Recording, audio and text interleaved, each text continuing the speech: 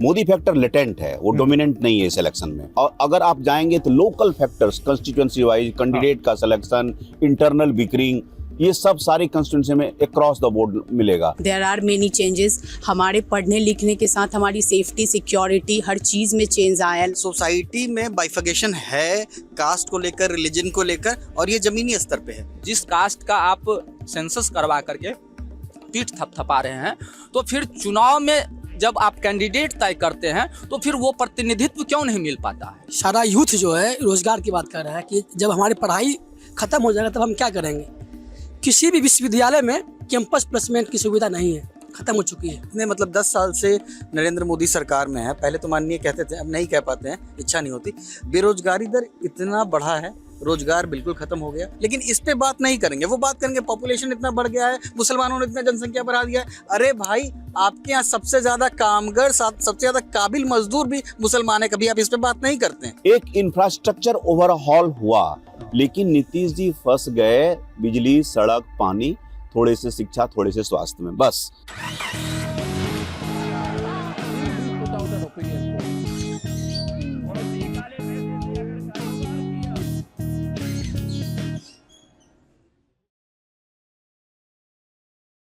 Welcome to another election show. Newslaundry The News Minute का election का कारवां बिहार में है। हम आज बिहार पटना में हैं। पटना की और बिहार की ऐतिहासिक यूनिवर्सिटी है ये पटना यूनिवर्सिटी। बिहार की राजनीति में आप जिन भी तमाम बड़े चेहरों को देखते हैं, चाहे वो लालू यादव हों, नीतीश कुमार हों, यशवंत सिन्हा हों, और इसके अलावा रविशंकर प्रसाद हों, हाल ही में जिनका देहांत हो गया भारतीय जनता पार्टी के नेता सुशील मोदी, ये तमाम सारे लोग जो बिहार की राजनीति को बनाते बिगाड़ते आए हैं, ये लोग इसी ऐतिहासिक पटना यूनिवर्सिटी से जुड़े रहे हैं। आज हम पटना यूनिवर्सिटी के छात्रों के साथ हैं, उनसे हम बातचीत करेंगे मॉर्निंग शो में। इसके अलावा हमारे साथ इंडियन एक्सप्रेस के असिस्टेंट एडिटर हैं, कई सारी किताबों के लेखक हैं, संतोष कुमार सिंह, उनसे भी बातचीत करेंगे, समझने की कोशिश करेंगे कि बिहार की ये जो चुनाव है वो किस तरफ करवट ले रहा है। थोड़ा सा बिहार की मैं राजनीति की जो मौजूदा परिस्थिति है उसके आंकड़ों की बात करूं।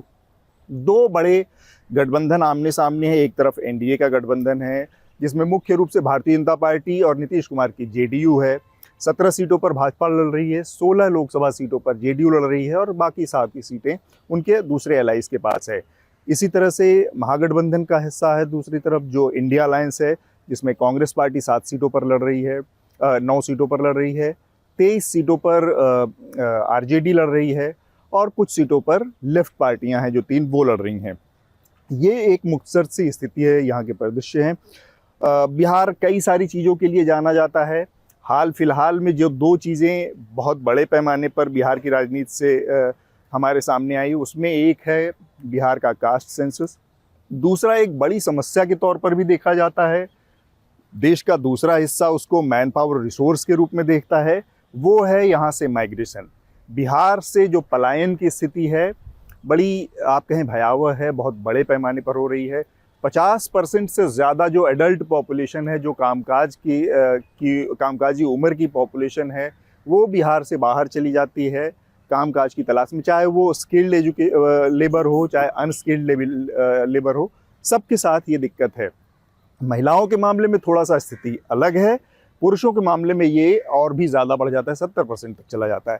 तो मैं सबसे पहले थोड़ा संतोष सिंह से एक मोटी से इन पूरी स्थितियों में जो बिहार में चल रहा है उस पर बातचीत करता हूं, और फिर हम यहाँ के तमाम जो यूनिवर्सिटी के छात्र हैं उनसे भी जानने की कोशिश करेंगे। संतोष जी, जो इस समय बिहार में चुनाव की स्थिति है, क्या मुद्दे सामने निकल कर आ रहे हैं जो इस समय बिहार की राजनीति को आगे आने वाले लोकसभा चुनाव में नतीजों को प्रभावित करेंगे?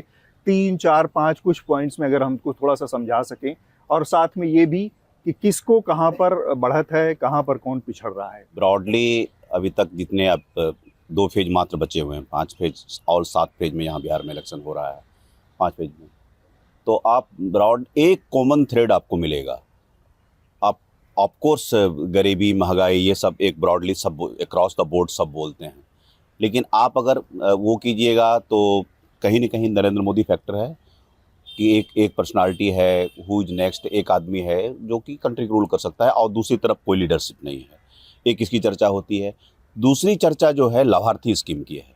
लाभार्थी स्कीम में सबसे टॉप पर फ्री राशन स्कीम है और उसकी चर्चा ज़्यादा जो है दलित जो शेड्यूल कास्ट सेगमेंट में है वहाँ ज़्यादा है। उसके अलावा आयुष्मान योजना, उज्ज्वला स्कीम और जिस तरह से वुमेन एम्पावरमेंट हुआ है उसकी चर्चा है। एक जो caste neutral constituency Nitish Kumar ने भी क्रिएट की है और नरेंद्र मोदी ने भी क्रिएट किया है, उसकी चर्चा है। और थर्ड जो मुद्दा है वो यूथ फैक्टर है। जो यूथ फैक्टर में मैं थोड़ा सा उसमें देख रहा हूँ कि स्प्लिट देख रहा हूँ। तेजस्वी ने जो जॉब का थीम लिया है, जो कि उन्होंने 2020 में भी 10 लाख जॉब नौकरी का लिया है, फिर 3 से 4 लाख नौकरियां दी, बोला कि करीब 2-3 लाख का और था कि प्रस्तावित था, जो हो जाता उसके पहले ही गठबंधन टूट गया। तो उसको लेके क्राउड का, यंग क्राउड का ट्रैक्शन काफ़ी है। तो मुझे लगता है कि इस तरह 3 मुद्दे जो हैं, मोदी फैक्टर लेटेंट है, वो डोमिनेंट नहीं है इस इलेक्शन में। अच्छा। जैसे 19 में क्या था कि 19 में पुलवामा पावर्ड था, बालाकोट था, 14 में एक नए लीडरशिप का अराइवल था। इस पर क्या है कि भाई चलो कोई बढ़िया नहीं है तो इसको दिया जाए, क्यों सामने में कोई नहीं है, वो लेटेंट है। और अगर आप जाएंगे तो local factors, constituency wise candidate का सिलेक्शन, इंटरनल बिक्रिंग, ये सब सारी कंस्टिट्यूएंसी में अक्रॉस द बोर्ड मिलेगा। अब जैसे हिना साहब लड़ रही हैं, साहबुद्दीन की पत्नी लड़ रही हैं सिवान से, वो इंडिपेंडेंट कैंडिडेट हैं, बट शी वुड डिसाइड, वो डिसाइडर होंगे कि आरजेडी जीतेगा, वो जीतेगा, क्योंकि उनकी एक अपनी फॉलोइंग है, उनकी पति ने फॉलोइंग बनाई है। तो इस तरह के लोकल फैक्टर्स डोमिनेट करते हैं। अगर आप किसी से पूछिएगा, जिसे आपने मुझसे पूछा, तो महंगाई, बेरोजगारी, लेकिन मुझे नहीं लगता कि ये डिसाइडर है उनके वोट देने के लिए। May be in young crowd, in youth, among students, वो हो सकता है। तो मैं ब्रॉडली ये 3-4 इशू देख रहा हूँ। इसको लेकर इस बार कोई इमोटिव इशू नहीं है, कोई राम मंदिर का एक वो भी थोड़ा सा मुझे लगता है दबे फॉर्म में होगा। तो मिला जुला के Modi factor, latent Modi factor, jobs, लाभार्थी स्कीम, ये 3 चीजें मैं देखता हूं कि इस इलेक्शन को एक बड़ा फ्लैग के तौर पर यहाँ पर दिखाया गया था, पुश किया गया था जब आरजेडी के साथ नीतीश कुमार सरकार में थे, और वो था कास्ट का जो सेंसस कराया गया।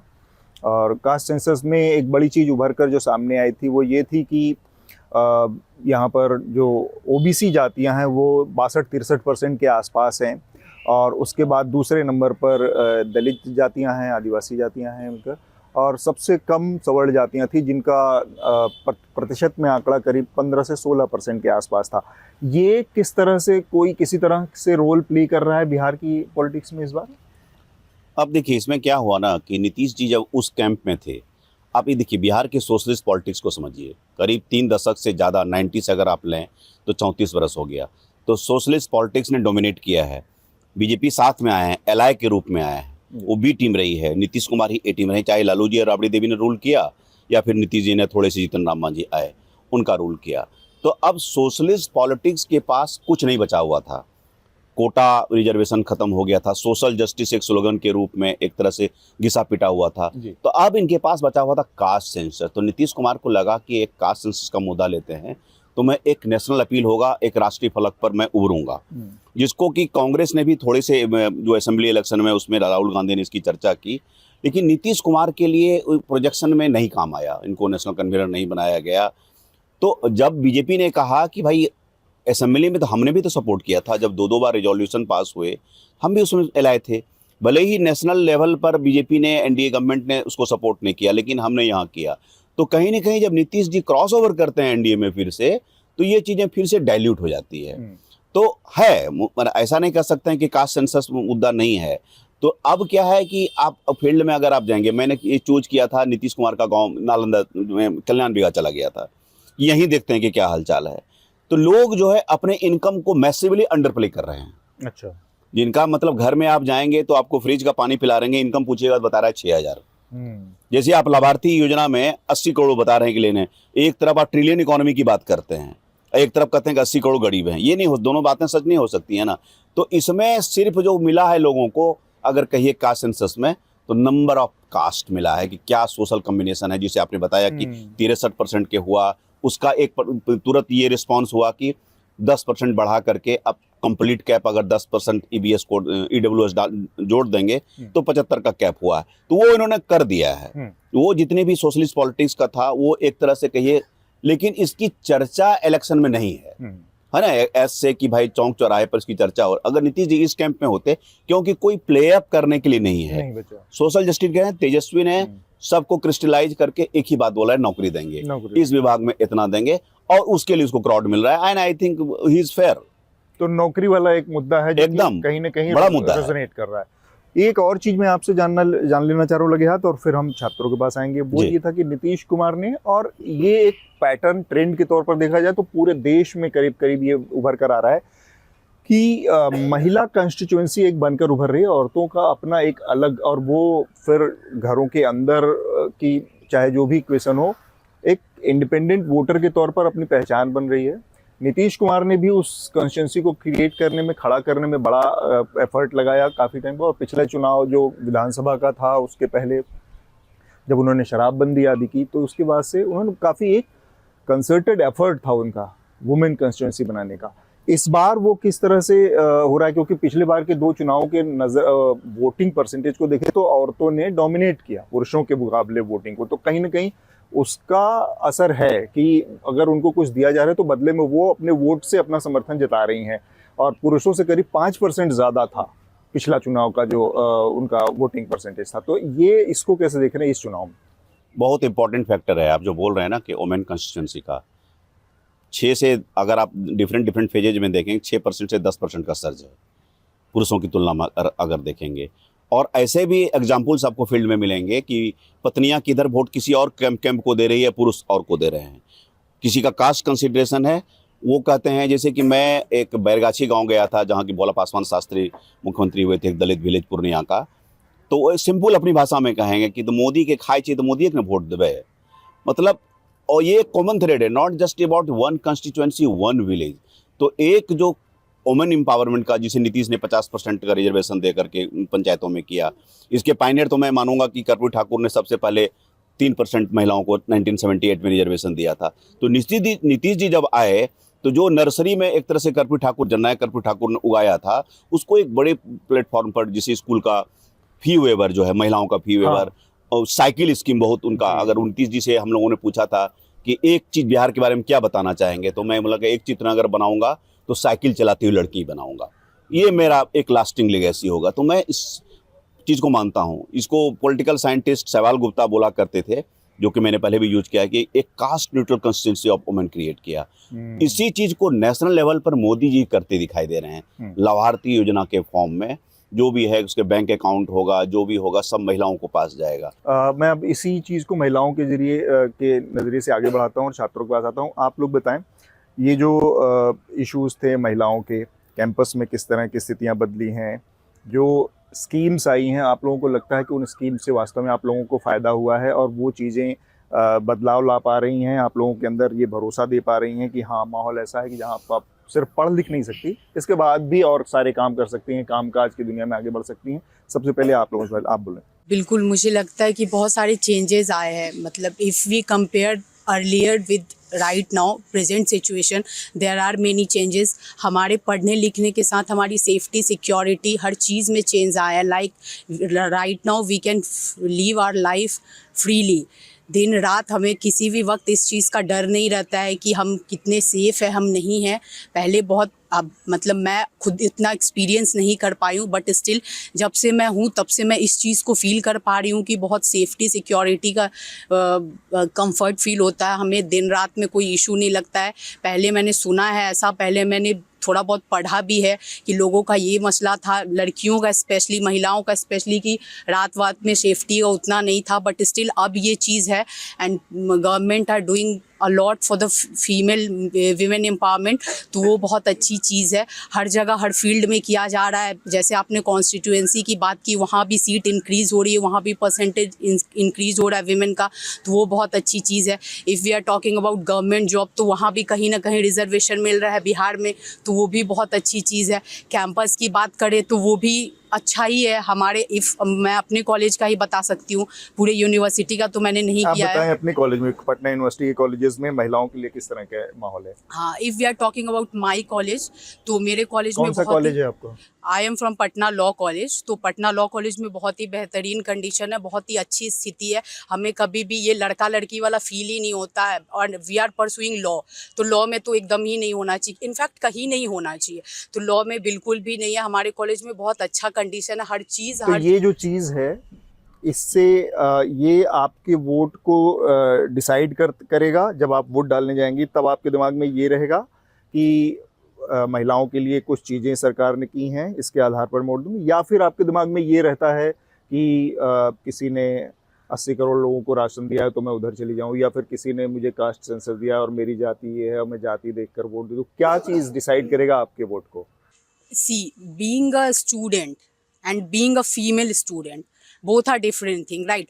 पहली बात मैं कास्ट सेंसस का बोल दूँ, आप बार बार हर दफ़ा उस चीज़ को रिपीट कर रहे हैं। Talking about caste census of Bihar, whatever Nitish government had done some time before caste census and all, मैं तो ये कहती हूँ कि earlier it was also based and voting, caste voting जो था वो भी कास्ट पे ही था। अर्लियर ये भी था, अभी भी अगर कास्ट सेंसस आ गया तो आप ये नहीं कह सकते कि उस सेंसस के बेस्ड पे ही सारे लोग वोटिंग कर रहे हैं। पहले के ज़माने में लोग कौन सा नहीं करते थे, वो भी उसी तरीके का कहीं ना कहीं टिल्ट था। लोग अगर वोट करते भी थे तो मोस्ट ऑफ द केसेस में लोग यही देखते थे कि वो हमारी जाति के हैं तो हम उनको कर दे, वो हमारी जाति को रिप्रेजेंट कर रहे हैं तो हम उनको कर दे। अभी कास्ट सेंसस हो गया तो आप इस चीज़ को ज़्यादा नहीं बढ़ा चढ़ा के बोला जा सकता है कि कास्ट सेंसस हुआ है तो लोग उसके अकॉर्डिंग वोट कर रहे हैं, ठीक है। तो ये मेरे according, in my opinion, this is not like that. ठीक बात। इसमें जब हम कास्ट सेंसस की बात करते हैं तो मेरा कहने का मतलब ये है कि आपके सामने अभी तक जो स्थिति थी उसमें एक बहुत पुराना डेटा था। Being a student, being a scholar, research scholar, आप अपने डाटा को अद्यतन करते हैं, नया करते हैं, रिवाइव करते रहते हैं। 1932 में आखिरी बार हुआ और उस डाटा के आधार पर बहुत सारी नीतियां बन रही थी अभी तक। ये जो सरकार ने करवाया ये सही है, गलत है, इस नज़रिए से भी आप अपनी बात रख सकते हैं कि अगर आपके पास 100 साल पुराना डेटा है, 90 साल पुराना डाटा है, तो आप किसी के लिए पॉलिसीज़ में कैसे काम करेंगे, पॉलिसी बनाने में कैसे काम कर सकते हैं जब आपका डाटा ही इतना पुराना है। इस नज़रिए से इसका इंपॉर्टेंस है या नहीं है? बिल्कुल इम्पोर्टेंस है, गलत तो कुछ है ही नहीं। अगर कोई चीज़ है census, if we are talking about census, तो वो तो टाइम टू टाइम होना चाहिए, हर 10 साल पे इनफैक्ट होना चाहिए। सेंसस हमारी कंट्री में जो कुछ भी है वो 10 साल पे रिवाइज होता है। अगर अनटिल और अनलेस कोई डिस्टर्बेंस नहीं हो तो कास्ट सेंसस होने में कोई बुराई नहीं है। और हमारे पास एक फेयर फिगर है तो उसमें भी कोई बुराई नहीं है। और अगर गवर्नमेंट, हमारे यहाँ एज वी नो रिजर्वेशन की पॉलिसी है, तो कास्ट सेंसस होगा तभी तो गवर्नमेंट को भी पता चलेगा, फेयर आइडिया लगेगा कि रिजर्वेशन हम उस बेसिस पे दे, किस तरीके का दे, कितने परसेंटेज को इंक्रीज करे रिजर्वेशन में, कितने परसेंटेज को डिक्रीज करे हमारे अमेंडमेंट के थ्रू। तो वो गवर्नमेंट के पास एक फेयर चीज़ है। ठीक बात है। आप लोग बताएं, जो कास्ट सेंसस के डाटा को लेकर इससे किस तरह का बदलाव आने की उम्मीद है, या आपको लगता है कि ये एक बेमतलब की एक्सरसाइज रही और केवल इस पर राजनीति करने के लिहाज से ये सारे आंकड़े जारी किए गए? ये बहुत ज़रूरी फैक्टर है। तो हमारे पास अगर डेटा है तो उसके बाद ही हम अपने समाज में उस चीज़ को इम्प्लीमेंट कर पाएंगे। अगर डेटा ही नहीं रहेगा तो सरकार किस आधार पे काम करेगी। और सबसे एज ए स्टूडेंट हम लोग अगर बात करते हैं तो रिजर्वेशन पॉलिसी अगर बिहार में चल रही है तो यंग सरकार अभी आज हाल फिलहाल में, जो अगर पिछले सरकार में 17 महीना तेजस्वी यादव रहे हैं, तो उनका सबसे बेस्ट लगा है कि कास्ट सेंसस पे काम भी किए, उसके बाद उन्होंने यंग इम्प्लीमेंट पे काम किया है।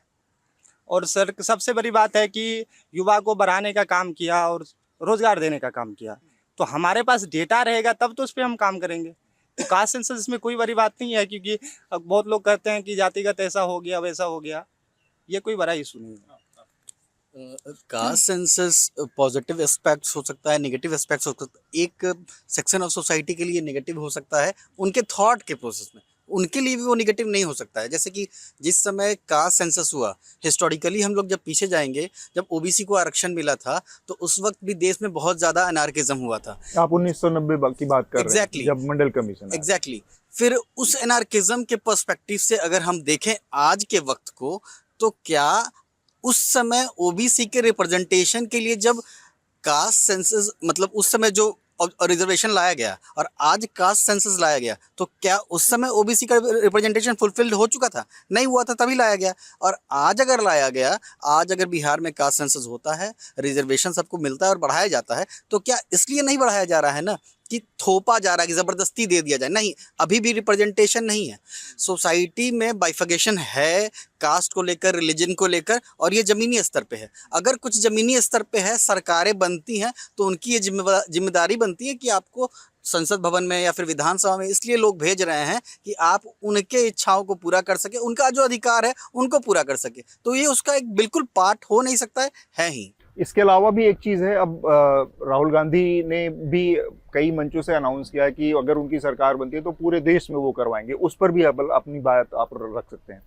ये तो बहुत ही महत्वपूर्ण मुद्दा है कि पूरे देश में अगर कास्ट सेंसस हो तो ये सही आंकड़ा मिलेगा कि किस समाज का कितना प्रतिनिधित्व होना चाहिए।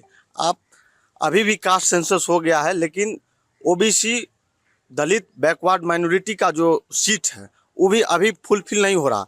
तो राहुल गांधी जी को जो इन्होंने घोषणा किया, नहीं हो रहा है किस तरह से? किसी भी चीज़ में फुलफिल नहीं हो रहा है, या पार्लियामेंट्रियन में नहीं हो रहा है, या एक्सिक्यूटिव में नहीं हो रहा है, या जुडिशियरी में, किसी भी चीज़ में जो कास्ट हम लोग का जितना प्रतिनिधित्व है उतना नहीं हो रहा है। अगर राहुल गांधी जी इस चीज़ का ऐलान किए हैं कि पूरे देश में होना चाहिए, तो उनको हमारी तरफ से बहुत बहुत ढेर सारी बधाई है कि ऐसे काम कराएं ताकि सही आंकड़ा मिल सके। जो कास्ट सेंसस है, जहाँ तक जाति की रही बात, तो बिहार में भी हो चुकी है जातीय जनगणना, और चुनाव भी अभी चल रही है। तो जहाँ तक विशेष रही इस चीज़ की कि जहाँ यूनिवर्सिटी कैंपस में बहुत सारी चीज़ों की जातीयगत, मतलब जात समाज को देखकर बस समाज के लोगों को बैठाया जाता है। ये चीज़ दिमाग में जो मोनोपोली बनी हुई है, जो आइडियोलॉजी है हर एक लोगों की, ये चीज़ नहीं होनी चाहिए। मतलब व्यक्तिगत रूप से हर एक तबके के, हर एक समाज को, चाहे वो SC ST हो, OBC हो, किसी भी समाज का आदमी हो, तो उस चीज़ को बराबर बराबर में ही उसको देना चाहिए, उसकी भागीदारी जितनी हो। इस चीज़ को एक डे वन से ही, जब लालू जी इस कैंपस में पढ़ा करते थे तब भी से ही इसमें बैकवर्ड फॉरवर्ड की लड़ाई चलते आ रही है, और आज तक भी यही है। बड़े बड़े अधिकारी आए और गए, सेम हम लोग के साथ भी बहुत सारी शोषणें हुई। इस यूनिवर्सिटी से हम लोग भी छात्र रह चुके हैं। और अभी आप यहाँ के छात्र नहीं हैं? नहीं, अब हम लोग PG करेंगे, अभी जस्ट ग्रेजुएशन फाइनल हुआ है। अब उसके बाद आगे भी हम लोग के ऊपर भी VC वगैरह आया करते थे, तो हम लोग का बात नहीं सुना करते थे। लेकिन जो बड़े बड़े भाजपा के लोग थे और सभी लोग थे, उनकी बहुत जल्दी काम हो जाया करती थी। लेकिन वहाँ जब तक हम लोग के गार्जियन के नाम के बगल में अगर कोई टाइटल लगा रहे, उस टाइटल को देखकर बस उस पेपर को इन किया जाता था, और उसके बाद उसी चीज़ को चैनल के गेट से बाहर कर दिया जाता था। उनके गार्ड जो रहा करते थे सिर्फ उन्हीं को एंट्री दिया करते थे, बाकी लोगों को बाइकआउट कर दिया करते थे। ये इस चीज़ को कास्ट सेंसस हुआ अच्छी बात है, लेकिन इस चीज़ में जो बैकवर्ड आप एक फॉरवर्ड बात की कह रहे लड़ाई हैं, है, इसमें इस तरह का अनुभव कोई और अगर शेयर करना चाहे, जैसे कि जिस तरह का इनको झेलना पड़ा या जो बता रहे हैं कि कर रहे हैं? सबसे बड़ी बात है जो कास्ट सेंसस हुए, ये बहुत बड़ी बात है और अच्छी बात है, लेकिन जो इम्प्लीमेंटेशन है वो कहीं ना नहीं हो पा रहा है।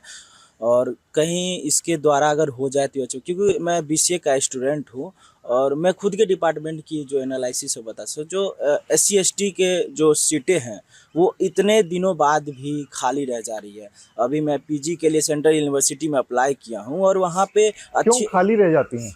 क्योंकि जो सबसे बड़े जो जनसंख्या वाली कम्युनिटी है, SC ST है, OBC का है, और उस सीट को डिजर्व करना पड़ रहा है, सीटें खाली हो जा रही है, और जो बहुत कम माइनॉरिटी के लोग हैं, मैं बहुत इसको कम थोड़ा सा समझना चाह रहा हूँ कि ये सीटें क्यों खाली रह जाती हैं, अगर क्योंकि- इसमें से आप में से कोई बताना क्योंकि चाहे। वहाँ उस जो कम्युनिटी के लोग हैं वहाँ तक अभी भी जो ये हक की बात है, जो एजुकेशन चीज़ें वहाँ नहीं पहुँच पा रही है, सरकार का ध्यान वहाँ तक नहीं जा पा रहा है। आप बोलेंगे?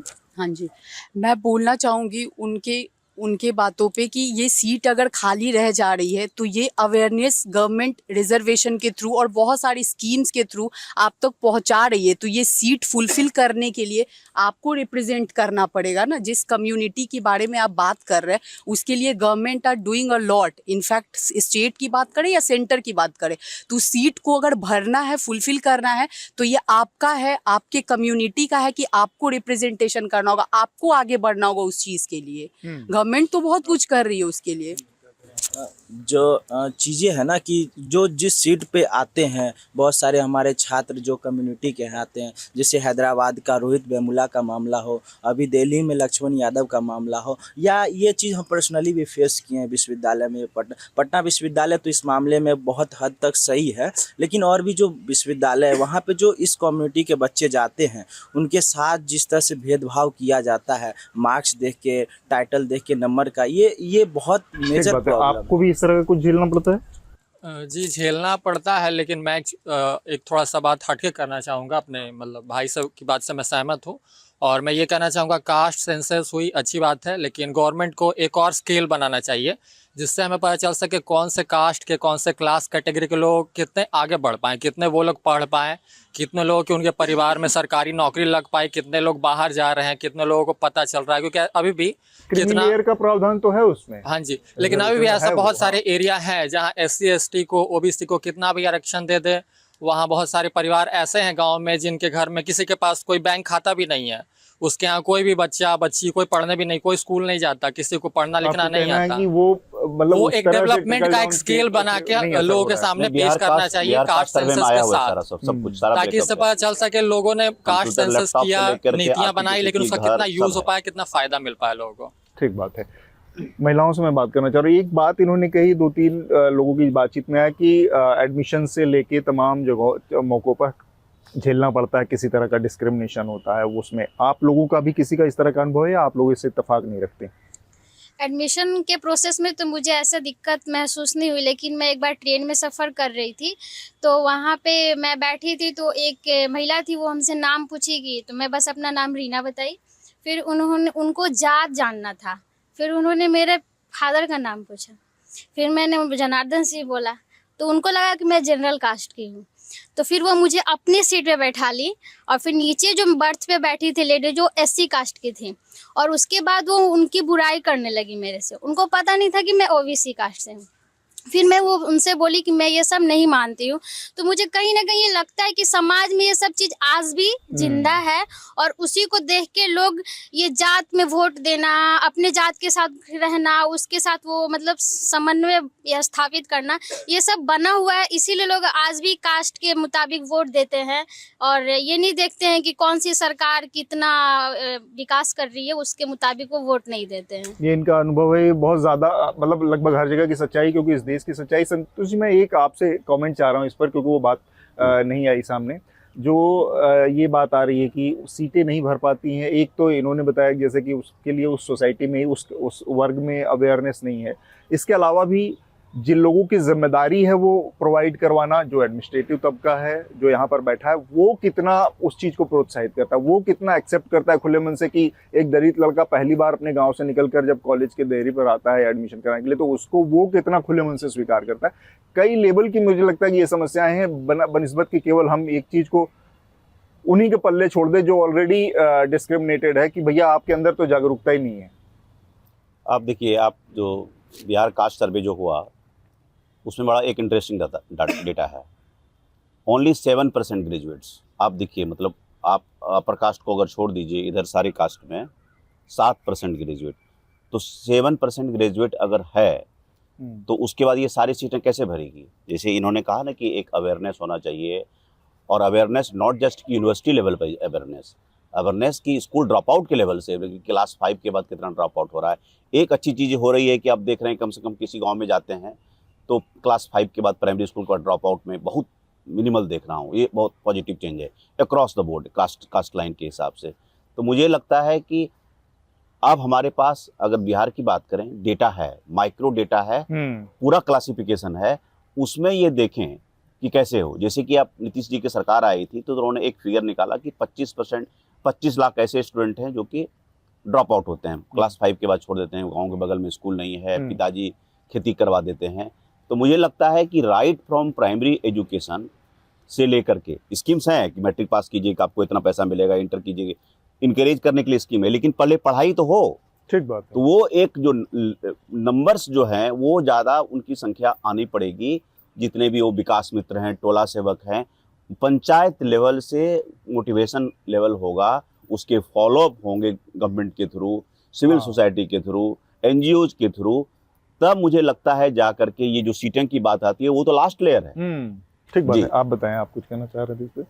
सबसे पहले न्यूज़ लॉन्ड्री की पूरी टीम को धन्यवाद, जो पटना कॉलेज में आकर के आप लोगों ने वर्तमान लोकसभा चुनाव के ऊपर मुद्दे की बात करने आए हैं। वैसे देश में अभी मुद्दों की बात होती नहीं है, और इस बीच बिहार के चुनाव परिदृश्य में देखते हैं तो जिन सवालों को आप लोगों ने रखा है, चाहे वो कास्ट सेंसस का सवाल हो या फिर विकास का सवाल हो, जॉब का सवाल हो, तो इसमें युवाओं के लिए सबसे प्रमुख मुद्दा अभी जो है वो नौकरी का है। हम्म, क्योंकि जो भी नौजवान छात्र अगर कॉलेज में विश्वविद्यालय में आ रहे हैं, +2 लेवल की शिक्षा ले रहे हैं, ग्रेजुएट हो रहे हैं, पीजी कर रहे हैं, पीएचडी कर रहे हैं, तो उन्हें नौकरी चाहिए और नौकरी के प्रति एक उम्मीद जगी है।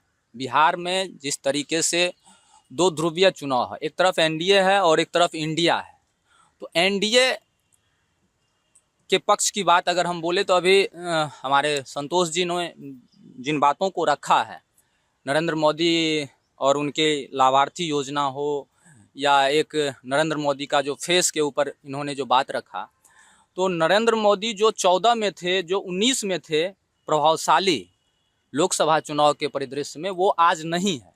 यह ज़मीनी हकीकत है और न ही राम मंदिर का मुद्दा है। हाँ, लाभार्थी योजना इसीलिए प्रभावशाली है क्योंकि जिन लोगों को इसका लाभ 5 केजी अनाज का लाभ मिल रहा है, उसको वह भी एक बहुत बड़ा हेल्प मिल रहा है।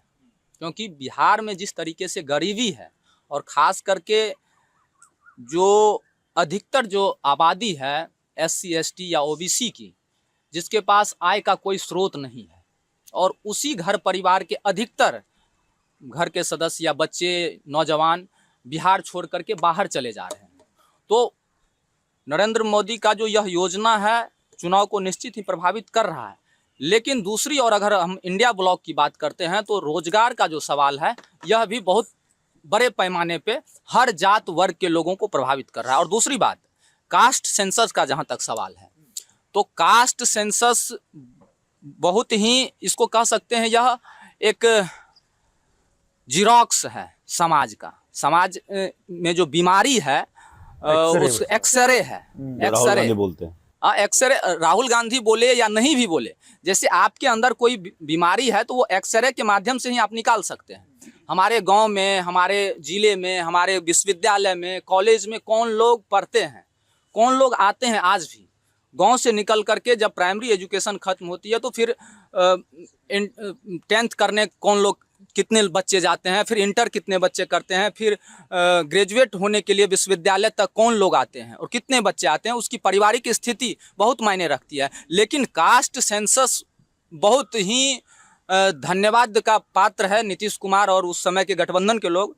लेकिन उस आधार पे आप एक चीज़ और डिसाइड न करेंगे, जिस कास्ट का आप सेंसस करवा करके पीठ थपथपा रहे हैं, तो फिर चुनाव में जब आप कैंडिडेट तय करते हैं तो फिर वो प्रतिनिधित्व क्यों नहीं मिल पाता है। और दूसरी बात, कास्ट सेंसस के माध्यम से जिन समस्याओं को उजागर किया गया है, हमें लगता है यह कास्ट सेंसस बहुत बड़ा मुद्दा हो सकता था बिहार में, लेकिन जिस जमीनी स्तर पे इसको ले जाना चाहिए था विपक्ष के लोगों के द्वारा, वह चुनाव से पूर्व यह नहीं जा पाया। नहीं तो इसका बहुत बड़ा फायदा इंडिया गठबंधन को मिलता।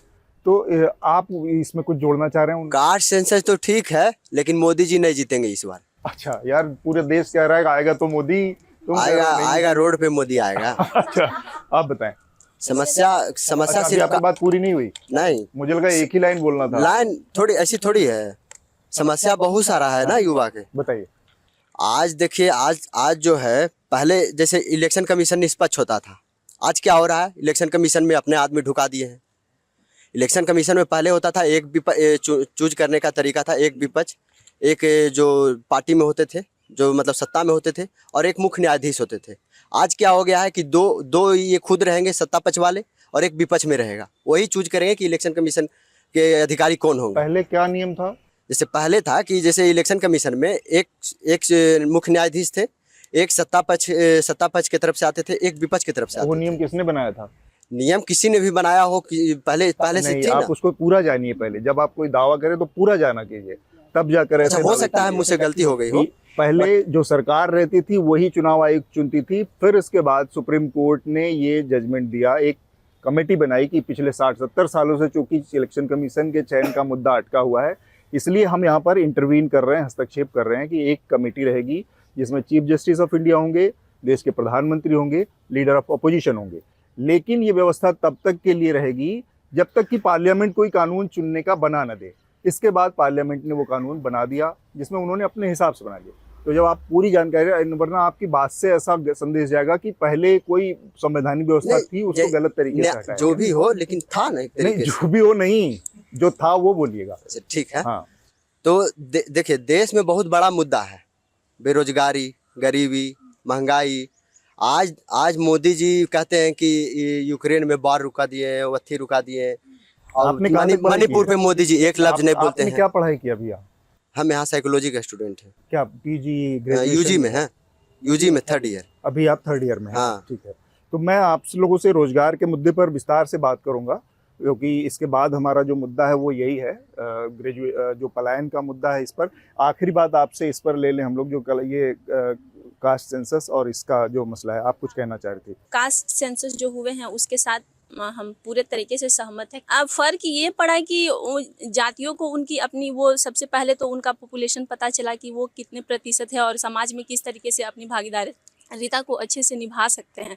लेकिन इसके साथ साथ ही सर, वो जो बता रहे थे कि अभी कोई बता रहे थे कि इसके लिए एक स्केल भी तैयार होना चाहिए सर। तो ऐसा नहीं है कि जो बड़े कास्ट में भी जो लोग हैं उनमें गरीब लोग नहीं हैं या वो बहुत ज़्यादा विकसित हो चुके, तो उनके लिए भी ईडब्ल्यूएस के रिजर्वेशन की व्यवस्था सरकार ने कर दी है 10%, है ना जी। आपको कुछ कहना है, बताएं। हमने तो हमेशा देखा है कोई भी एग्जाम में कि ओबीसी से कट ऑफ ही ईडब्ल्यूएस का जाता है, कम ही जाता है। तो अब तो इसलिए ओबीसी आरक्षण मतलब ये कास्ट सेंसस किया गया कि मतलब इतना % होने के बाद भी हम लोग को जो नौकरियां हैं वो कम मिल रही हैं। और ईडब्ल्यूएस वो कितने भी, मतलब मेरे ख्याल से आरक्षण सही है, लेकिन लोगों को लगता है कि गलत है कि आर्थिक स्थिति पे आरक्षण देना चाहिए। लेकिन आर्थिक स्थिति बहुत लोगों का भी कम है, चाहे वो SC ST हो, चाहे ओबीसी हो, जनरल में भी कुछ लोग हैं, लेकिन ईडब्ल्यूएस सबका बन जाता है। ठीक बात है, आप कुछ कहना चाह रहे हैं? देखिए भैया, आप बोले ना क्या कास्ट सेंसस क्यों ज़रूरी है या क्यों हुआ है। देखिए, कास्ट सेंसस से ना बहुत सारी चीज़ें पता चलती है। जैसे कि आप बोले ना, मतलब कटअप के बारे में वो दीदी बता रही थी कि एग्जाम में मतलब जब रिजल्ट आता है ना कटअप, आप आज तक नहीं देखे होंगे कि ओबीसी का कटअप ईडब्ल्यूएस से कम गया होगा। ईडब्ल्यूएस से ओबीसी का कटअप ज़्यादा चले जाता है। जब भाई अगर उसका ही कटअप ज़्यादा चले जाता है फिर ईडब्ल्यूएस लाएँ, तो मतलब आप ओबीसी से ज़्यादा ऊपर लाएँ उसको, तभी तो उससे ज़्यादा मतलब उनको ज़रूरत होगी तभी लाए होंगे आप। ठीक बात है।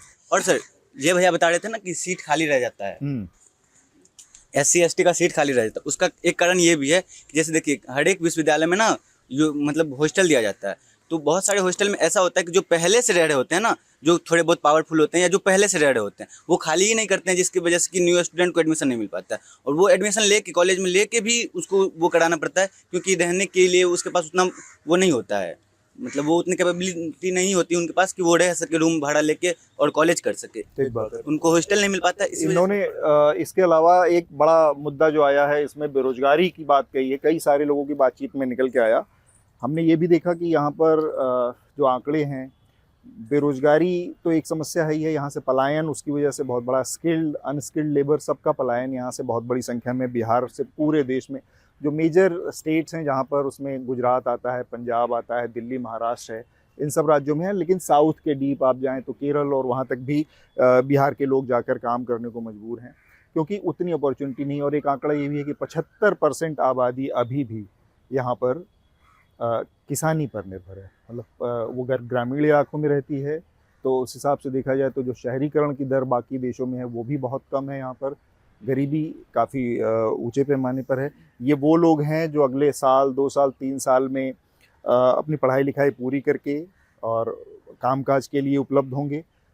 तब इनके सामने बिहार में किस तरह के विकल्प होंगे, यहाँ पर काम करने की क्या संभावनाएं होंगी, उस पर हम थोड़ा सा बातचीत करना चाह रहे हैं। सबसे पहले आप बताएं, आपने बहुत देर से कुछ नहीं कहा है, आप बार बार कुछ कहना चाह रहे हैं, तो बताएं ये जो समस्या है, आपने क्या अभी तक क्या पढ़ाई की है, और आपको लगता है कि पढ़ाई लिखाई करने के बाद यहीं पर जो भी आपका गृह जिला होगा या पटना है, यहीं पर आपको अपने मनचाही मन मुताबिक कामकाज मिल जाएगा, यहीं पर आप रह जाएंगे, या फिर मजबूरी है, आप लोग भी बाहर का रास्ता, एक विंडो सब लोग खोल के रखते हैं, क्या है? एजुकेशन की जो बात की है आप, एजुकेशन के बाद आप क्या कीजिएगा, यही बात तो अभी पूछ रहा है ना। सारा यूथ जो है रोजगार की बात कर रहा है कि जब हमारी पढ़ाई खत्म हो जाएगा तब हम क्या करेंगे। किसी भी विश्वविद्यालय में कैंपस प्लेसमेंट की सुविधा नहीं है, ख़त्म हो चुकी है। और सरकार इस बात को लेकर एक भी, चाहे पक्ष हो या विपक्ष हो, इस पे नहीं बोला कि पटना विश्वविद्यालय हो या JNU हो या वीर कुंवर सिंह हो या जो जितने भी विश्वविद्यालय है वहाँ कैंपस प्लेसमेंट की सुविधा होनी चाहिए। आज तक स्टूडेंट जो जैसे वोकेशनल कोर्स के स्टूडेंट है, जो BCA है, BMC किया हुआ है, उसको लगता है कि हम अगर यहाँ से पढ़ लेंगे तो हमारे कॉलेज में ही हमको प्लेसमेंट मिल जाएगा, जैसे NIT में होता है, IT में होता है। तो ये सुविधा क्यों नहीं लागू हो रहा है? तो और बिहार में ऐसा एक भी इंस्टीट्यूट नहीं है, एक भी इंस्टीट्यूट नहीं। और जिस विश्वविद्यालय में हम सब पढ़ते हैं, ये OBC बच्चों यहाँ अधिक पढ़ते हैं। 1990 से पहले पटना विश्वविद्यालय का स्थिति क्या था, 1990 के बाद क्या? मतलब जब तक अपर कास्ट का स्टूडेंट यहाँ का संख्या अधिक था, तो यहाँ की एजुकेशन व्यवस्था बहुत अच्छा था। ऐसा क्यों? ऐसा क्योंकि उनका बच्चा आ रहा था। 90 के बाद जब सोशलिस्ट लोग सरकार में आने लगे तो बहुजन आप तो लोग ऐसे कह रहे हैं कि जैसे सोशलिस्ट और OBC लोग आने लगे तो पढ़ाई खराब हो गई। हाँ, ये बात सच है। इसके लिए कौन जिम्मेदार है? हाँ? इसके लिए कौन जिम्मेदार है? इसके लिए सरकार है। थोड़ा इसके लिए देखिए, इसलिए जो गवर्नमेंट में है, चाहे विपक्ष में हो, जो सत्ता पक्ष हो, पर दोनों गवर्नमेंट। सरकार में तो लंबे समय तक, करीब 15 साल तक लालू यादव वही लोग सोशलिस्ट और यही लोग रहे। हम तो बोल रहे हैं ना, अगर वो उनका भी इसमें बहुत बड़ा हाथ है ना। देखिए, अगर आप अंधभक्त बन जाइएगा और आप सोशलिस्ट लोग हैं और सोशलिस्ट के खिलाफ नहीं बोलिएगा, तो फिर तो जैसे भी जी रहे हैं जीना पड़ेगा। जैसे भी बोला ना कि सीट नहीं भर पाता है, सीट क्यों भर पाएगा? प्राइमरी स्कूल में जो हम पढ़ते हैं, उसके बाद हम 12th पास करते हैं, उसके बाद हमारा समस्या है कि हमारे पिता का उतना पैसा नहीं है जो हम पटना आ सके, और हमारा जो गिरिज क्षेत्र में जो विश्वविद्यालय है वो शिक्षा नहीं है।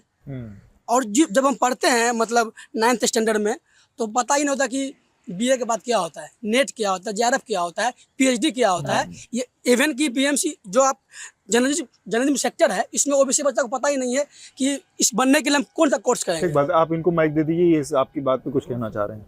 कहाँ जाएंगे? डिग्री तो मिल ही गया। 21-24 के पहले जो हम लोगों की क्लासेस की सिस्टम रहा करती थी, डे बाय डे पूरे क्लास हुआ करती थी, अब एक मेजर और माइनर 2 CBCS करके ला दिया गया होगा। शायद आपको नहीं पता होगा, तो इस चीज़ को जान लीजिएगा। CBCS कैसे लाया गया और धीरे धीरे स्टूडेंट को कैसे प्राइवेटाइजेशन शिक्षा को करने की कोशिश की जा रही है।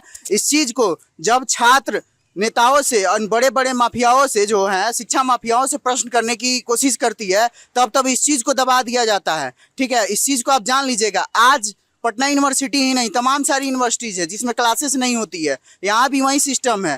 प्रोफेसर हैं, टीचर नहीं है, टीचर क्लासेस नहीं हो पाती है, HOD गायब रहता है, तो बहुत सारी दिक्कत है। लाइब्रेरी में बुकें नहीं है, तो इस चीज़ को समझना पड़ेगा। जो 2500 रुपया हम लोग दिया करते थे ईयरली सिस्टम में, वो सेमेस्टर सिस्टम लेकर, जबकि एक गरीब घर का बाल बच्चा कहाँ से पैसा उतना ला के पड़ेगा भाई? 6000-7000 रुपया उसके सेमेस्टर में लिया जाता है। आप बताइए कि यहाँ से पढ़ाई लिखाई के बाद जो पलायन की समस्या है, वो उस पर आपका क्या सोचना है?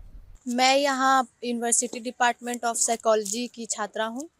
मैं तो ये कहूँगी कि यहाँ से UG भी कर लिए, अब PG भी कर रहे हैं और PhD भी हो सकता है हो जाए, लेकिन असिस्टेंट प्रोफेसर का जो वैकेंसी है वो तो लगता है 2020 में आया था, उसका रिजल्ट अब आने वाला, अब इंटरव्यू कुछ और हो रहे हैं और अब रिजल्ट आने वाला। 4 साल लगा दिया, अब वैकेंसी कब आएगा कुछ पता नहीं है। मतलब PhD करके भी हमको घर ही बैठना पड़ेगा ऐसा लग रहा है। अगर यहाँ पे वैकेंसी ही नहीं आएगा तो ये PhD और PG करने का फ़ायदा क्या हुआ? इसीलिए लोग सोचते हैं कि हमको उधर गेस्ट फैकल्टी टीचर में मिल जाएगा दूसरे यूनिवर्सिटी में, सेंट्रल यूनिवर्सिटी में, तो इसलिए पलायन उनको करना पड़ता है। और यहाँ फैक्ट्रीज़ भी बहुत कम है, तो मजदूर लोग को भी पलायन करना पड़ता है। फैक्ट्रीज जो पहले थी, या चीनी फैक्ट्री, कुछ फैक्ट्रियाँ थी, तो उसको भी बंद करा दिया गया। यहाँ तक कि खोलना चाहिए तो और बंद करवाया जा रहा है। अगर फैक्ट्री यहाँ खुल जाता है तो कुछ प्राइस भी कम जाएगा प्रोडक्ट का, लेकिन यहाँ तो और बंद ही कराया जा रहा है। ठीक बात है। 2 चीज़ें निकल कर आई हैं जिस पर मैं बातचीत करना चाह रहा हूँ। एक तो ये कि काफ़ी टाइम से, और ये RJD और जो गठबंधन का हिस्सा है उसका एक बड़ा दावा भी है कि तेजस्वी यादव ने पिछले 16, 17, 18 महीनों में काफ़ी सारी जॉब दी है। उस पर कितना यकीन है आप लोगों को? और दूसरा, इंडस्ट्रियलाइजेशन बहुत कम है इस स्टेट का, इंडस्ट्री नहीं है, ना के बराबर है, उस पर भी हम बात करेंगे। सबसे पहले जो तेजस्वी यादव का ये वादा है और दावा है, उस पर क्या? मोदी की गारंटी से तो अच्छा तेजस्वी की गारंटी है। उन्होंने जब 20 के विधानसभा चुनाव में हर एक चुनावी सभा में बोलते थे कि जब हम सरकार में आएंगे तो पहली कलम से नौकरी देंगे, तो वो तो कैबिनेट में नहीं आ पाए। लेकिन जब वो गठबंधन टूटा भाजपा का, फिर इसका अलायंस हुआ जदयू के साथ, तो इन्होंने मतलब 17 महीने के अंदर 3 लाख नौकरियां दी। इवन कि हम बताते हैं कि हमारे ये परिवार बात सही है, सारे लोगों को इससे एग्री करते हैं कि ये नंबर खाली हवा में बोले रहे हैं। नहीं हवा में नहीं बता रहे हैं, हम बताते हैं कि कुछ लोग जो बस हाँ, कुछ बोलता है ना कि लड़का का शादी नहीं होता, कुछ लड़कियां भी ऐसी थी जिनका जॉब के कारण शादी नहीं हो पा रही थी और उनका इच्छा था कि हम स्वावलंबी बने। मोदी बोलते हैं ना आत्मनिर्भर बनो, उनका एक इच्छा था कि हम बीए कर लिए हैं, बीएड कर लिए हैं, हम आत्मनिर्भर बने। मेरा भी सपना है कि हम कमा के अपने माँ पापा को एक साड़ी गिफ्ट करें, जो होता है। इवन हमारी नज़र में भी है बहुत सारी लड़कियां जो अभी 10+2 की टीचर बन चुकी है और जब सैलरी मिलता है तो कॉल करता है कि हमको सैलरी मिला, आज मम्मी को हम साड़ी गिफ्ट किए। तो ये चीज़ है कि एक आशा जगह। ठीक बात है, आप बताइए। जैसे मेरा बस यही कहना है कि किसी भी सरकार की, केंद्र में हो या राज्य में जो भी सरकारें हो, उनका ये रिस्पॉन्सिबिलिटी होता है कि अपने ह्यूमन रिसोर्स को ह्यूमन कैपिटल में कन्वर्ट करने का काम करें। हम लोग जहाँ प्रैक्टिकली देखते हैं साफ तौर पे इतने मतलब 10 साल से नरेंद्र मोदी सरकार में है, पहले तो माननीय कहते थे, अब नहीं कह पाते हैं, इच्छा नहीं होती, वो 10 साल से सरकार में है और मतलब बेरोजगारी दर इतना बढ़ा है, रोजगार बिल्कुल ख़त्म हो गया। अगर स्टेट में कोई गवर्नमेंट आती है, कोalition गवर्नमेंट, नीतीश कुमार तेजस्वी यादव के साथ रहते हैं और उन्होंने इतने बड़े स्तर पे अगर नौकरियां दी तो हम लोग किस तरीके से डिफ्रेंशिएट करेंगे मोदी गवर्नमेंट को और तेजस्वी यादव के गवर्नमेंट को? ये स्ट्रेट है, एकदम साफ तौर पे है, लेकिन इस पे बात नहीं करेंगे। वो बात करेंगे पॉपुलेशन इतना बढ़ गया है, मुसलमानों ने इतना जनसंख्या बढ़ा दिया है। अरे भाई, आपके यहाँ सबसे ज़्यादा कामगर, सबसे ज़्यादा काबिल मजदूर भी मुसलमान है, कभी आप इस पे बात नहीं करते हैं। लेकिन समस्या यही है कि ये अलग नैरेटिव सेट करते हैं सेम इशू को लेकर। पॉपुलेशन है, उसको आप कन्वर्ट नहीं कर सकते ह्यूमन कैपिटल में, ह्यूमन रिसोर्स है आपके पास, लेकिन आप थोपेंगे सामने वाले सरकार में रहते हुए। आप सरकार में रहते हैं और नेहरू की बात करते हैं, ये परिस्थिति है आपकी। संतोष जी, एक बार थोड़ा सा इंडस्ट्रियलाइजेशन की जो समस्या है उस पर बात करें। अगर यहाँ जब मैंने बताया कि एक आंकड़ा है 75% से ज़्यादा, अभी भी 75% के आसपास आबादी अभी भी किसानी पर निर्भर है, जबकि पूरे देश का आंकड़ा कम हो रहा है। इंडस्ट्री इतना कम क्यों है? एक तो मोटी मोटा ये बात कह दी जाती है आज़ादी 1947 में मिली, लेकिन अगर क्लीशे में लोग बात करते हैं तो कह देते हैं कि जंगल राज था। तो किसी एक व्यक्ति के 15 साल के राज से ओवरऑल 70 सालों 75 सालों के का पैटर्न गड़बड़ा जाए, ये बात थोड़ी समझ में नहीं आती। क्या चीज़ थी? क्या इनहेरेंट कोई प्रॉब्लम है बिहार में कि इंडस्ट्री उस तरह से नहीं पनपी? क्योंकि एक टाइम पे यहाँ पर सबसे बड़े शहर बसे हैं, जो जब एकीकृत बिहार हुआ करता था झारखंड के साथ, जमशेदपुर से लेके, और तमाम बड़े बड़े इंडस्ट्रियल शहर भी थे। तो वो इंडस्ट्री फ्लरिश क्यों नहीं कर पाई? क्यों एकदम से वो हो गया है कि अब कोई इन्वेस्ट नहीं करना चाहता, और किसानी और उस पर जिसको कि माना जाता है कि इसका रिटर्न उतना नहीं है, डिविडेंड नहीं है, उसमें लोग लगे हुए हैं। ऐसा क्यों है? देखिए, इसका 3 ब्रेकअप है। फर्स्ट, जब doctor Shri Krishna Singh chief minister थे, पहले तो प्रधानमंत्री कहा जाता था, उस पर 1961 तक रहे chief minister until his death. तो 27% चीनी हम प्रोड्यूस करते थे कंट्री का। हमारे पास इतनी चीनी मिल्स थी, हमारे पास पेपर मिल्स थे, जूट मिल्स थे, डालमिया नगर जैसे सीमेंट फैक्ट्री हुआ करती थी। तो कांग्रेस के राज तक में ही, श्री कृष्ण सिंह के राज तक, जगन्नाथ मिश्रा के काल आते आते तक वो चीज़ें धीरे धीरे घटती चली गई। ऐसा नहीं है कि मैं सीधे लालू प्रसाद जी को जिम्मेदार ठहराऊंगा। वो उत्तरोत्तर आप देखिए कि 75 के बाद से वो डाउनफॉल शुरू हो गया, इंडस्ट्री का कम होना शुरू हो गया। तब तक कांग्रेस ही रूल कर रही थी विथ इंटरैग्नम ऑफ बीच में जो जनता पार्टी की सरकार आती है, सोशलिस्टों के बीच में लालू जी की सरकार जब आती है, तो उसमें क्या था ना कि जो लॉलेसनेस हुआ, जो मैसेकर्स हुए, एकदम सीरीज ऑफ मैसेकर्स, मतलब 370-80 लोग मारे गए, पुलिस को मिला करके आप काउंट नहीं कर सकते हैं। मतलब सबसे बड़ी खबर लोगों को मैसेकर से उसमें हुआ करती थी। तो एक जो होता है ना इन्वेस्टर्स का कॉन्फिडेंस कि यहाँ क्यों जाएं। आप बाहर जाते थे तो सीधे कहते थे, बिहार जैसे बोलते थे, वो नेक्स्ट क्वेश्चन कहता था। मैं एशियन कॉलेज ऑफ जर्नलिज्म से पास आउट हुआ, 97-98 बैच है बेंगलोर।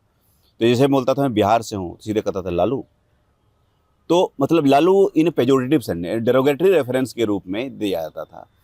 अब आइए कि उस टाइम में जो हमारे पास इंफ्रास्ट्रक्चर नहीं था, नेशनल हाईवे पर ये बोर्ड लगा रहता था कि ये केंद्र सरकार की सड़क है, मगर हमारी कोई जिम्मेदारी नहीं है, जबकि एग्जीक्यूटिंग इम्प्लीमेंटिंग एजेंसी स्टेट होती है, पैसा देती है। आप इस बात को जानते हैं।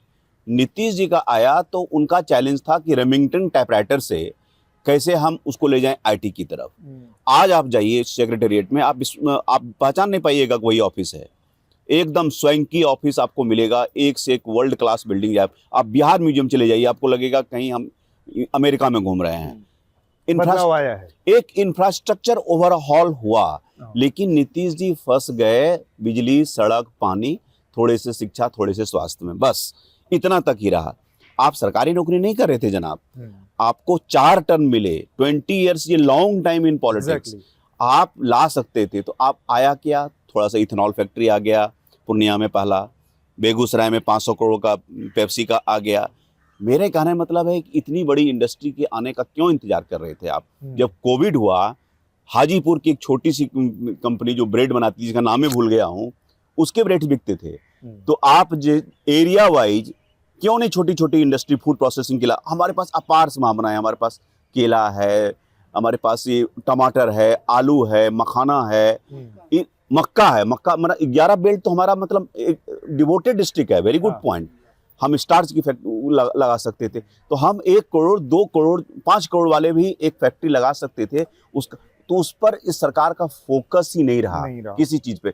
तो आप संगठित क्षेत्र में लीजिए, वहाँ पलायन है, असंगठित क्षेत्र लीजिए, वहाँ पलायन है, शिक्षा में क्षेत्र वहीं पलायन है। मेरा बेटा बेंगलुरु में नौकरी करता है, जस्ट ज्वाइंट 24। ये बड़ी दिलचस्प जानकारी संतोष जी ने दी है कि आमतौर पर जब हम नेताओं से बात करते हैं तो वो अगर सत्ता पक्ष के नेताओं से बात करेंगे तो वो सीधे कह देंगे कि वो जंगल राज था लालू जी का 15 साल। लेकिन 20 साल जिसका जिक्र संतोष जी ने किया कि एक लंबा वक्फा होता है जब आप अगर नियत हो, तो सरकारें और नेताओं का ये जो गोल पोस्ट चेंज करना है और बॉल पासिंग वाला रवैया है, ये बिहार में बहुत ज़्यादा है कि अपने सारे गड़बड़ियों को, सारी असफलताओं को, सारी नाकामियों को किसी और के ऊपर डाल देना, जबकि 20 साल कम नहीं होते। और उसमें भारतीय जनता पार्टी और नीतीश कुमार की बहुत बड़ी जवाबदेही है। आखिर में मैं आप लोगों से इनसे आप कुछ इस पे, इस जो पूरे रवैया है राजनीतिक दलों का, उस पर राय लेकर और फिर हम इसको रैप अप करेंगे। सबसे पहले तो अभी इंडस्ट्री का जो सवाल है, तो बिहार में आपने जो बोला 75% जो लोग हैं अभी भी कृषि पे डिपेंड है। तो हम लोगों का एक मांग होना चाहिए, और पूरे बिहार के लोगों का भी मांग है, कई वर्षों से हो रहा है, जो कृषि को उद्योग का दर्जा दिया जाए। जब तक आप 75% जो कृषि तबका है उसको इंडस्ट्रियलाइज नहीं कीजिएगा, उद्योगीकरण कृषि का नहीं होगा, तो फिर उसको आप पलायन को नहीं रोक सकते हैं।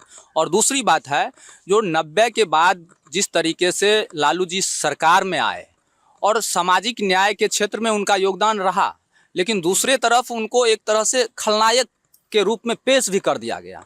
तो ये किन लोगों ने किया, किस परिस्थिति में? जैसे संतोष जी बोले 300 से ऊपर लोग मारे गए, क्यों मारे गए? लालू जी ने जिन लोगों को हिम्मत दिया, जो गरीब तबके के लोग, उनको लगा जो हमारा सत्ता आया है, हमारे लोग सत्ता में है, और वो मुखर होकर के, बेबाक होकर के, निडर होकर के जब बोलने लगे, चलने लगे, तो उसी स्थिति में नरसंहार की स्थिति पैदा हुई और लोग मारे गए। और उसी के बाद लालू जी की जो सरकार थी उसको खलनायक के रूप में, जंगल राज के रूप में पेश कर दिया गया।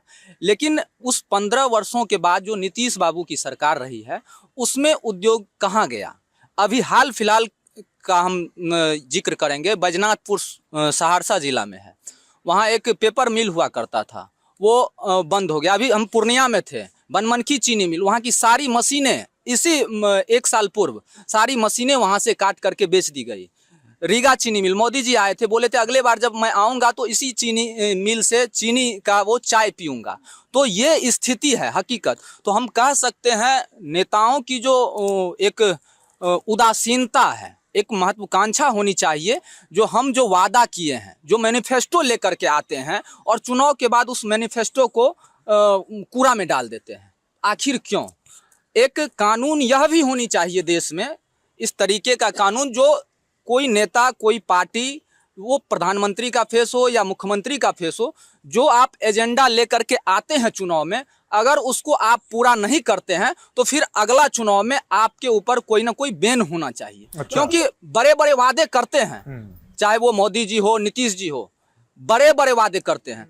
ये भी हो सकता है कि उनको उनकी जवाबदेही को के लिए उनके कैसे पूरा करेंगे, उनके बारे में पहले ही थोड़ा सा उनसे राय बात ले ली जाए, उनसे एफिडेविट ले जाए कि पूरा कैसे करेंगे जो ये आप बात करेंगे। जैसे आप कह रहे हैं ये चीनी मिल मैं फिर से शुरू करूंगा और यहीं की चाय पीऊंगा, तो उनसे पहले ही बनिस्बत इसके कि बाद में पनिश करेंगे, उसी समय पूछ ले जाना चाहिए कि रोड मैप क्या है। रोड मैप अक्सर मिसिंग होता है। आप बोलें। मेरा एजुकेशन पे कहना है कि मैं लगभग 50+ सेंट्रल यूनिवर्सिटी और लोकल यूनिवर्सिटी मिला के मैं गया हूँ।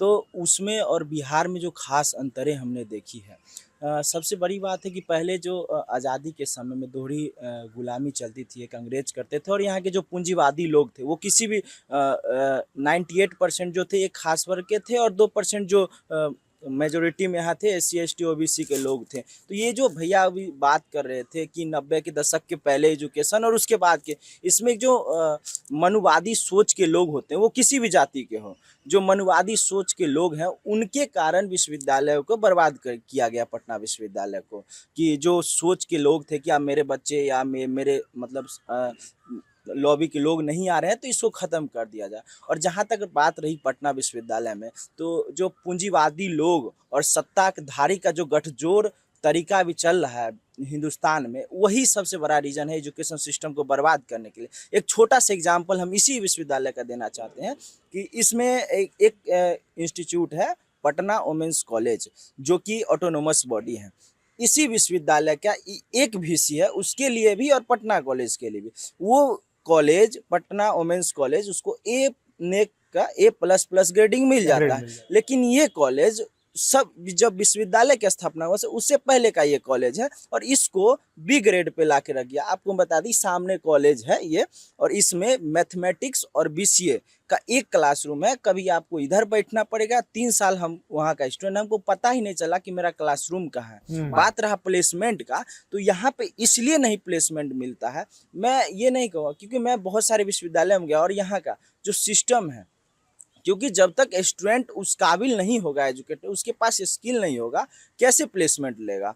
तो जो और यूनिवर्सिटी वहाँ के जो प्रोफेसर, मैं हैदराबाद यूनिवर्सिटी में लगभग 1 महीना रहा, वहाँ का जो प्रोफेसर और स्टूडेंट का कम्युनिकेशन देखा। अगर रात के 1 बजे भी अगर आपको एजुकेशनल कोई दिक्कत है, आप प्रोफेसर को फ़ोन कीजिए, आपको वो मदद करते हैं। तो वो एकेडमिक माहौल कुछ नहीं, वहाँ 24 घंटा लाइब्रेरी खुला रहता है। आप यहाँ पे दिन में जाइएगा तो आपको सही से बुक नहीं मिलेगा। यहाँ साइबर लाइब्रेरी उद्घाटन से आज तक खुला ही नहीं। ये बहुत बड़ी यहाँ पे मेजर समस्या है। आखिरी आप पॉइंट रखें, उसके बाद हम रैप अप करेंगे। हाँ, अभी जो बोला है प्लेसमेंट के बाद, बिहार में शिक्षा को इसलिए दूर किया जा रहा है कि यहाँ मतलब कॉर्पोरेट लोग का दखल हो रहा है। PW फिजिक्स वाला जो है आए दिन हमारे पास में कॉल करता है, स्टूडेंट भैया हम एडमिशन ले लिए लेकिन समझ में नहीं आ रहा है। सरकारी शिक्षण संस्थान पर इसलिए हमला किया जा रहा है कि गरीब तबके के बच्चे, वंचित दलित OBC के बच्चे वो आए, वो तो बोले हम पटना विश्वविद्यालय में पढ़ते हैं लेकिन सफल नहीं हो पाएंगे। आज नीट के लिए, BPSC के लिए, UPSC के लिए जो बच्चा स्कूल कॉलेज में पढ़ के निकाल लेते थे उसको अब क्लास करना पड़ता है। और सबसे बड़ा मुद्दा कि एजुकेशन पे GST लगा दिया है और हमारा क्षमता नहीं है तो हमारा बच्चा डॉक्टर नहीं बन सकता, हमारा बच्चा UPSC क्वालिफाई नहीं कर सकता है। सबसे बड़ा बात है कि एजुकेशन पर जो टैक्स लगाया गया है सरकार के द्वारा, वो टैक्स फ्री किया जाए। और सबसे बड़ा अहम मुद्दा है कि ये जो सिस्टम है आपका जर्नलिस्ट सिस्टम जो है, इसमें कौन लोग बैठा हुआ है? जर्नलिस्ट सिस्टम कौन लोग बैठा है? 90% से अधिक लोग ब्राह्मण समाज बैठा हुआ है। एक भी बताइए आप OBC पत्रकार, दलित पत्रकार जो आज तक पे हो, NDTV पे हो, किसी भी राष्ट्रीय चैनल पे OBC का स्टूडेंट पत्रकारिता करता हो, करता भी हो तो गुलामी करता होगा। अगर उसके हाँ में हाँ नहीं मिलाएगा उसको निकाल दिया जाएगा। सिस्टम यहाँ की, आप बोलते हैं कि सिस्टम में तो मीडिया की बात आपने की। अब मैं मीडिया पर आखिरी में एक कमेंट लेना चाहता हूँ। संतोष जी, यहाँ के मीडिया का किस तरह का हाल है? बिहार के मीडिया का, उसमें भी ये जो स्थिति इन्होंने बताई ये तो दिल्ली की है, यहाँ पर किस तरह का हाल है? OBC और इन लोगों का रिप्रेजेंटेशन है उसमें? नहीं, उनका जो कंसर्न है वो सही है। वो किस तरह से आना चाहिए, किस तरह से फंक्शन करती है, इस पर मैं कमेंट नहीं कर सकता हूँ। लेकिन मैं जिस ऑर्गेनाइजेशन में काम करता हूँ तो मुझे लगता है काफ़ी डेमोक्रेसी है। और अगर मैं सोशल, हम लोग ज़्यादा जनरली पूछते नहीं एक दूसरे का कास्ट, तो अच्छा सोशल कॉम्बिनेशन है। मैं अपने ऑर्गेनाइजेशन के बारे में बोल सकता हूँ। बिहार की अगर बात करें तो आ रहे हैं अन्य तबके के लोग। ऑफकोर्स डोमिनेंस अभी भी है अपर कास्ट का, लेकिन अन्य तबके के लोग आ रहे हैं। अब देखिए क्या है ना कि अब सिर्फ अखबार नहीं रहा, अब पोर्टल भी है, यूट्यूब चैनल्स हैं, तो अब बहुत ज़्यादा है। बिहार में देखेंगे तो अधिमान्यता प्राप्त 1000 आपको जर्नलिस्ट मिलेंगे। तो अब जो चूँकि संख्या बड़ी है तो लोग आ रहे हैं, तो एक सोशल चर्निंग चल रहा है। एक बात तो ये होती है कि अवेयरनेस है, जैसा आपने बताया आपके ऑर्गेनाइजेशन में इन चीज़ों को लेकर अवेयरनेस है। दूसरी चीज़ होती है कि उन तबकों का वहाँ पर रिप्रेजेंटेशन हो। तो क्या इससे चीज़ें बदल जाएंगी? जो कहानियाँ हैं लोगों की, जो मीडिया का रोल है वो कहानियाँ पहुँचाने का लोगों तक, वो उस तबके के रिप्रेजेंटेशन से बदल जाती है बनिस्बत इसके कि वही सवर्ण डोमिनेटेड तबका उन कहानियों को कहे और ये कहे कि भाई वो अवेयर है, वो सिंपैथेटिक है, वो हर चीज़ों को लेकर बहुत संवेदनशील है, लेकिन कहानियाँ वही कह रहा है। नहीं, देखिए मैं अपना आपको खुद एग्जांपल देता हूँ। मेरी पहली किताब रूल्ड और मिसरूल्ड आई, जिसका अनुवाद होकर के कितना रात कितना काजवानी प्रकाशन से आया। मुझे जो बेस्ट कम्प्लीमेंट मिलता है, तो जो मुझे फ़ोन करते हैं, मैंने अपना फ़ोन नंबर दे दिया है बैक पेज पर, तो मुझे फ़ोन करते हैं कि आपकी किताब में कोई आइडियोलॉजिकल स्लांट नहीं है। वो मेरे सरनेम पर नहीं जाते हैं, बर्थ तो कोइंसिडेंस है, वो मेरा चॉइस नहीं था। तो वो एक इंडिविजुअल जर्नलिस्ट की कैसी जर्नलिस्टिक ट्रेनिंग है, कैसे बिहेव करते हैं। मैं अपना एक बीटर एक्सपीरियंस बताता हूँ। मैं अच्छा नहीं लगता है बोलना कि मैं जब दिल्ली में आया, दिल्ली में काम करता था, तो मेरा एक दोस्त था, उसका नाम अभिज्ञान हंस था स्टेट्समैन में। मैं बाद में जाना निकलते वक्त तो वो हंस नहीं हैंस है, ये Christian, but I didn't bother to know. लेकिन जब मैं बिहार आया तो मुझे कुछ जर्नलिस्ट ने कहा कि जिन जर्नलिस्ट का नाम दिया वो एक पर्टिकुलर एक ट्रेंड देखा। मैंने कहा वाई आइडेंटिफाई कर रहे हो, तो वो मैंने कस्टम देखा, तो मैंने उस अपने आप को कम से कम उस लॉबी से दूर रखा। अभी मुझे बहुत सेटिस्फेक्शन होता है। मैं एक्सप्रेस को 17 साल से रिप्रेजेंट कर रहा हूँ और आप जैसे प्रतिष्ठित जगह में ललन टॉप और सब जगह आता हूँ। तो ये जो ऑब्जेक्टिविटी किताबें लिखी है, तो वो मेरे सरनेम्स के कारण नहीं है, मेरी अपनी जो जर्नलिस्टिक ट्रेनिंग है, कैसा आपका एजुकेशन प्राप्त हुआ है, उस पर रिफ्लेक्ट करता है। ये ऐसा नहीं रातों रात चेंज हो जाएगा कि पर्टिकुलर ये आता है। He is talking about representation और इंटरेस्ट दोनों होना चाहिए। वो चीज़ें हो रही है, प्रोसेस स्लो है। मैं जैसे शुरुआत में कहा कि ग्रास रूट से ये स्टार्ट होने की जरूरत है। कॉमन स्कूल सिस्टम लाने की बात हुई थी, बहुत अच्छी बात चढ़ी। मदन मोहन झा प्रिंसिपल सेक्रेटरी थी, 5,000 करोड़ का बजट डिसाइड हो गया था, एजुकेशन लॉबी के कारण नहीं हो पाया। प्राइवेट एजुकेशन इंक्लूडिंग पॉलिटिशियंस उसके पार्ट थे। क्या कहा जाएगा इसमें? अब बहुत सारी इस समस्या की जड़ें बहुत गहरी हैं, बहुत लेयर्ड है। ये पटना यूनिवर्सिटी के छात्र हमारे साथ थे, इसके अलावा इंडियन एक्सप्रेस जैसे प्रतिष्ठित समूह के असिस्टेंट एडिटर भी हमारे साथ थे। उम्मीद है आप लोगों को ये बातचीत अच्छी लगी होगी। इनका पॉइंट ऑफ व्यू, अलग अलग जो नज़रिया था वो भी आप लोगों तक पहुंचा। विज्ञापन से मुक्त, किसी भी तरह के प्रायोजित कार्यक्रम से मुक्त न्यूज़ लॉन्ड्री और द न्यूज़ मिनट का ये कार्यक्रम आप तक हम पहुँचा रहे हैं। न्यूज़ लॉन्ड्री को सब्सक्राइब करें और गर्व से कहें, मेरे खर्च पर आज़ाद हैं खबरें। This election season, your right to choose puts you at the heart of it again. We'd like to be your eyes and ears. Choose the journalism and media that serves democracy and you. Simply log on to newslaundry.com/2024 election fund and choose an amount of your choice for the reports of your choice.